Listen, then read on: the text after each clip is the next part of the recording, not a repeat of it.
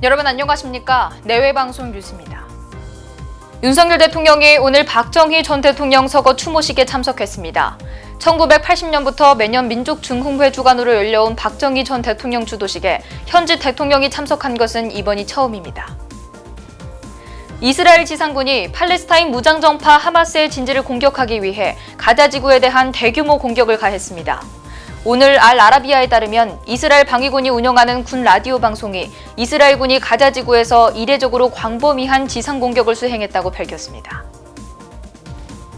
우리나라 65세 이상 노인 10명 중 9명 이상이 기초연금과 국민연금 등 연금을 1개 이상 수급하는 것으로 집계됐습니다. 다만 향후 노년기 연금을 수령하기 위해 연금에 가입해둔 18세에서 59세 인구는 10명 중 8명이 채 안 되는 것으로 나타났습니다.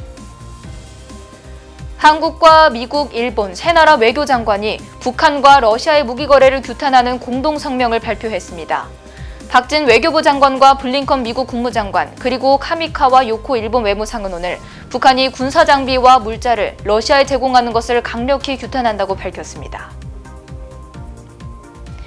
2022 항저우 장애인 아시아게임에서 한국 선수단의 첫 번째 금메달을 안겨준 사이클 국가대표 김정빈이 경기 파트너 윤중헌과 함께 2관왕을 차지했습니다. 김정빈과 윤중헌은 오늘 중국 항저우 스포츠센터에서 열린 사이클 남자 시각장애 18.5km 도로 독주에서 23분 13초 7일의 기록으로 가장 먼저 결승선을 통과했습니다. 윤석열 대통령이 오늘 서울 국립서울현충원에서 진행된 박정희 전 대통령 서거 제44주기 주도식에 참석했습니다. 1980년도부터 매년 민족중흥회 주관으로 열려온 박정희 전 대통령 주도식에 현직 대통령이 참석한 것은 이번이 처음입니다. 박정희 전 대통령 장녀인 박근혜 전 대통령도 주도식에 11년 만에 참석했습니다.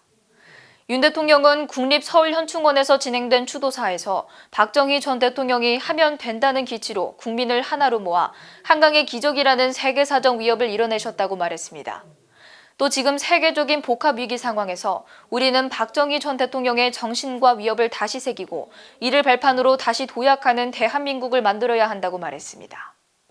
이스라엘군이 개전 이후 가장 큰 규모의 병력을 동원해 가자 지구를 급습했습니다. 오늘 알아라비아에 따르면 이스라엘 방위군이 운영하는 군 라디오 방송이 이스라엘군이 가자 지구에서 이례적으로 광범위한 지상 공격을 수행했다고 밝혔습니다. 방송에 따르면 이번 공격은 지난 7일 개전 이후 가자 지구에서 벌어진 작전 중 가장 규모가 크다고 전했습니다. 이스라엘군은 이번 작전은 가자 지구 깊은 곳까지 이루어졌다라면서 다음 단계를 위한 준비의 일환이라고 말했습니다.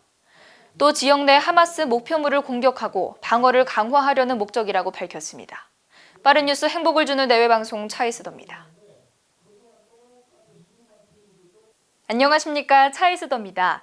내외방송의 더 많은 영상을 보고 싶으시다면 오른쪽에 있는 구독하기 버튼을 눌러주시기 바랍니다. 알림 설정까지 완료하시면 영상이 올라오는 즉시 확인하실 수 있습니다.